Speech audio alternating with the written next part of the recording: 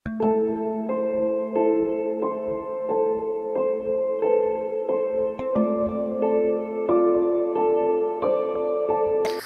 वालेकुम दोस्तों, आज आप आ गए हैं विट न्यूज़ पर और आज हमारे पास एक बहुत ही अहम वीडियो है और ये वीडियो है पश्तून तहफ़्फ़ुज़ मूवमेंट के मुतालिक।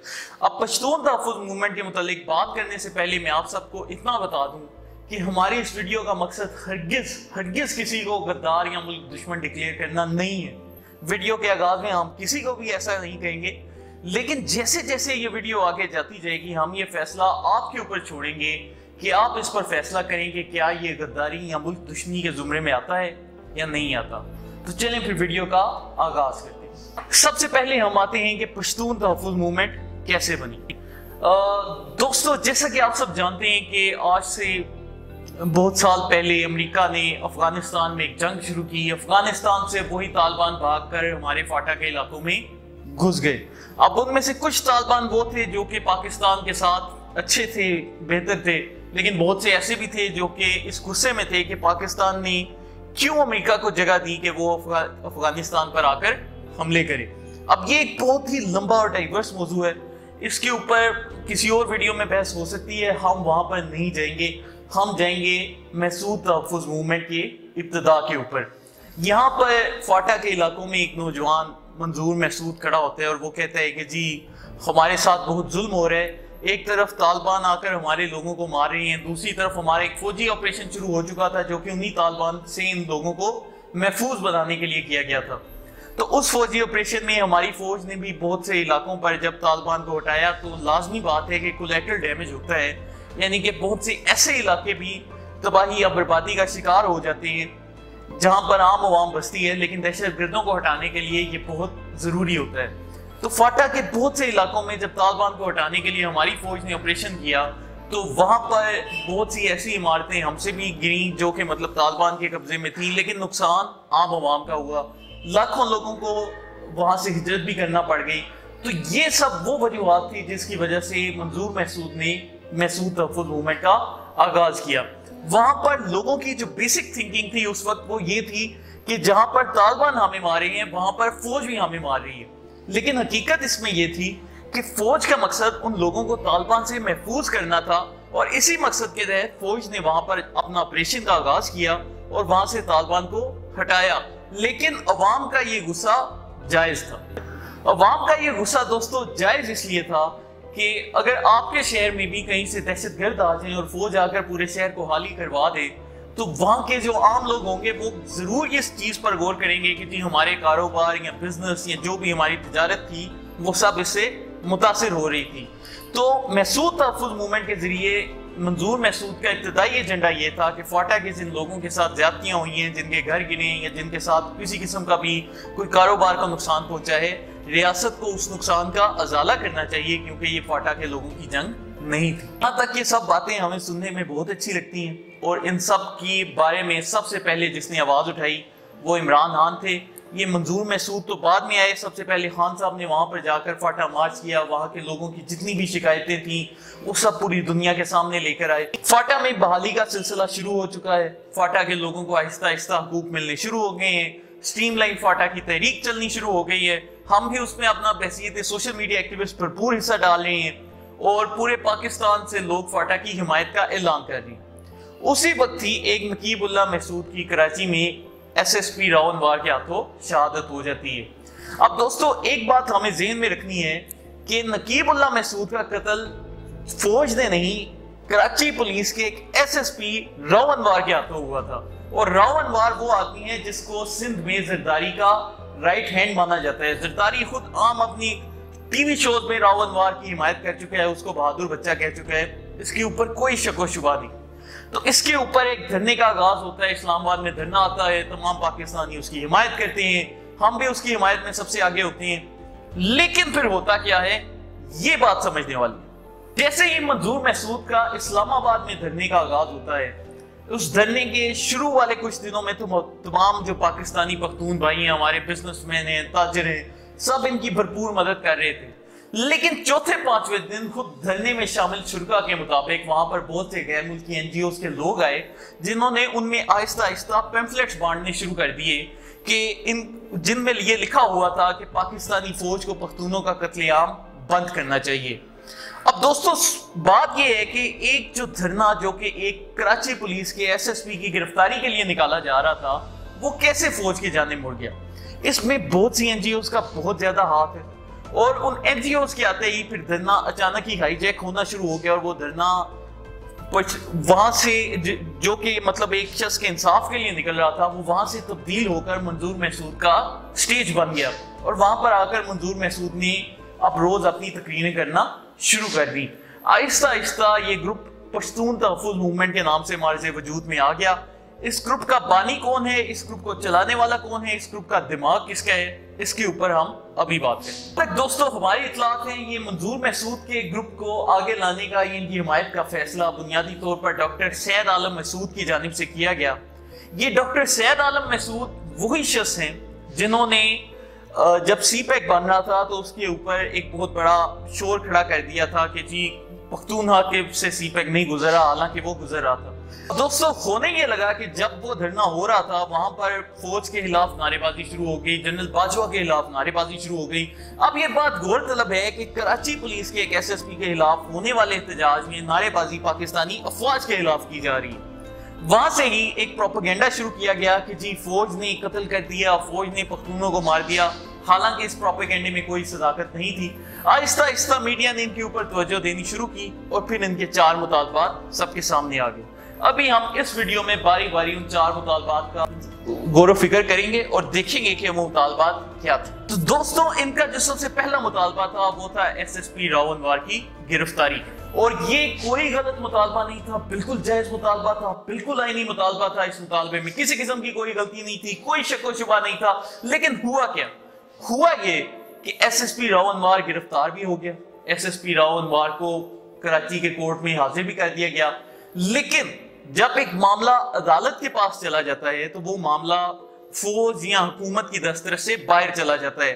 عدالت جو بھی فیصلہ کرتی ہے وہ عدالت کی اپنی ثوابدید پر ہوتا ہے، اس سے نہ تو کسی فوج کا کوئی تعلق ہوتا ہے نہ ہی حکومت کا کوئی تعلق ہوتا ہے۔ جہاں تک راؤ انوار کے ساتھ ایک وی آئی پی پروٹوکول کا ذکر کیا جاتا ہے، اس میں سندھ حکومت خصوصی طور پر زرداری، جو کہ راؤ انوار کو بہادر بچہ خود ڈکلیئر کر چکا ہے، اس کا بیان قابل غور ہے۔ تو وہاں پر اگر سندھ پولیس یا سندھ حکومت اس کے ساتھ اچھا سلوک کرے گی تو اس پر کیا فوج کو گالیاں دینی بنتی ہیں؟ اس کا جواب آپ مجھے دیں گے۔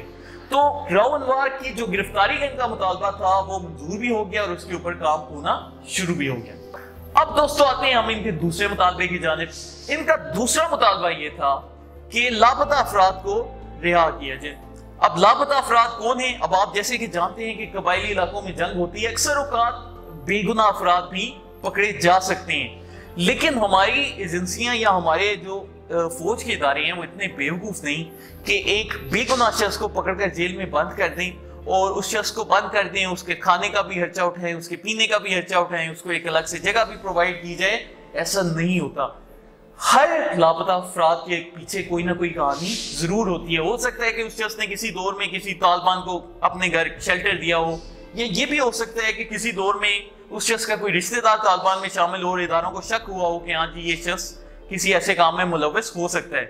تو تمام جو ایک لاپتہ افراد کا ہوا بنایا جاتا ہے کہ وہ بے گناہ ہیں، وہ سارے بے گناہ نہیں ہوتے، ان کا کوئی نہ کوئی قصور ضرور ہوتا ہے۔ لیکن یہ سب ہونے کے باوجود ہم یہاں پر انہیں بینیفٹ آف ڈاؤٹ دیتے ہیں کہ فرض کیا بہت سے لاپتہ افراد بے گناہ تھے اور فوج نے انہیں زبردستی پکڑ لیا۔ پھر کیا ہوا؟ منظور محسود کا بیان آن دا ریکارڈ موجود ہے کہ 33,000 افراد کو لاپتہ کیا گیا۔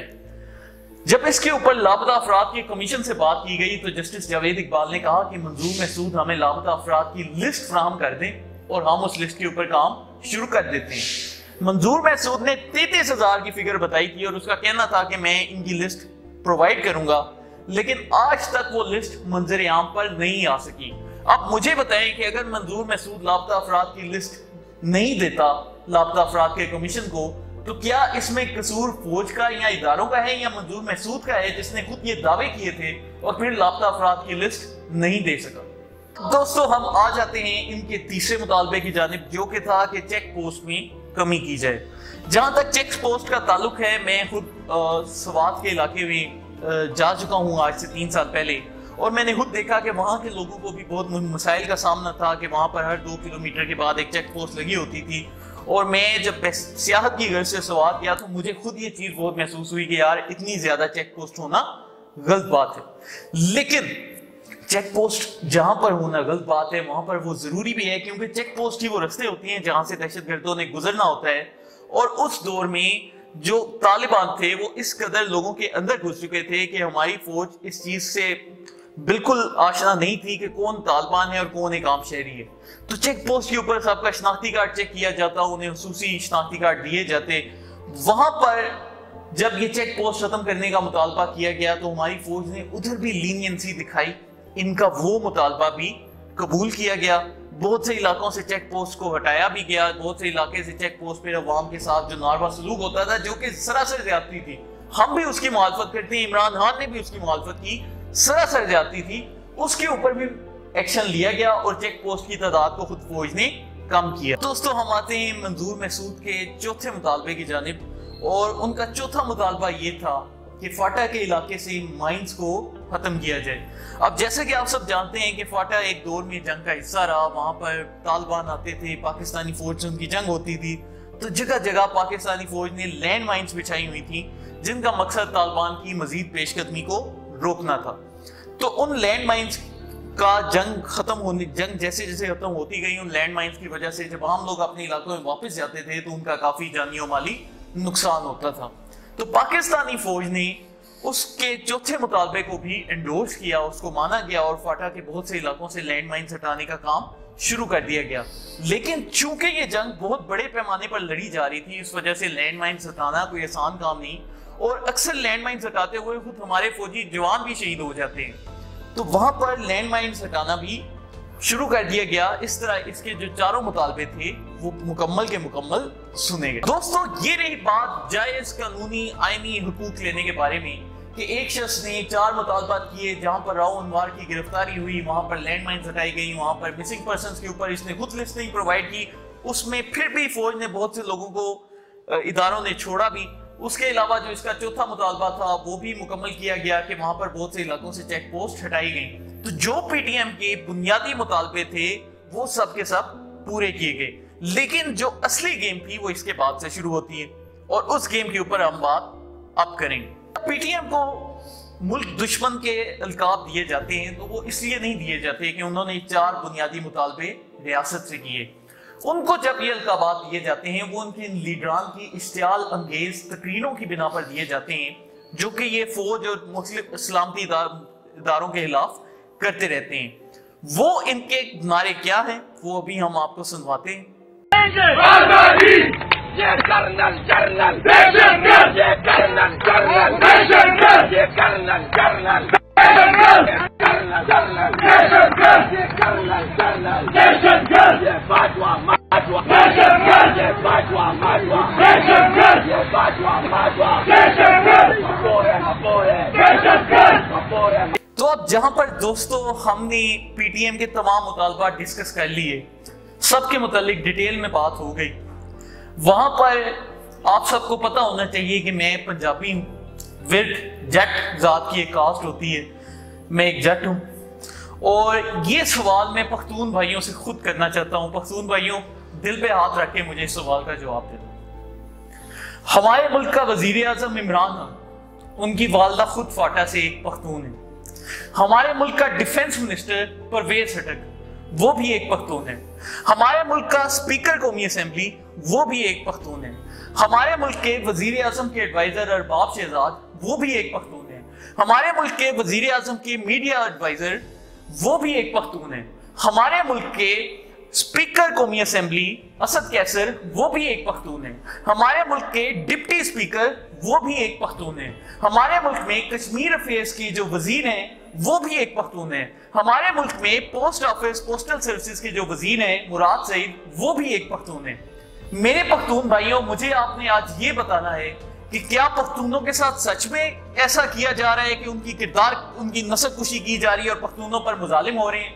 کیونکہ جتنے پاکستان میں اس وقت پختون حکومت میں ہیں آج سے پہلے کی تاریخ میں نہیں تھے. تو یہاں پر پی ٹی ایم کس بات کا رونا روتی ہے کہ پختونوں کو حقوق نہیں مل رہے, جبکہ ہمارے ملک کے جتنے بھی اہم ادارے ہیں ان سب کے سربراہ اس وقت خود پختون لگے ہوئے ہیں.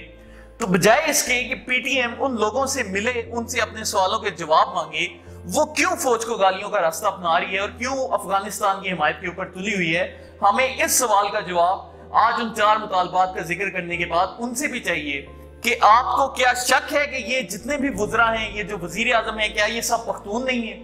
تو خدارہ ریام بی پی وغیرہ کے پروپیگنڈے میں نہ آیا کریں اور اپنے دماغ سے کچھ سوچیں کہ ہمارے ملک میں پختونوں کو جتنا حق حاصل ہے اتنا حق تو افغانستان میں بھی حاصل نہیں. تو آخر کیوں ہم پاکستان میں اپنی اس پاک سرزمین کو برباد کرنے پہ تلے ہوئے ہیں اور کیوں اپنے ہی ملک کے سیکیورٹی اداروں کو گالیاں نکالتے ہیں؟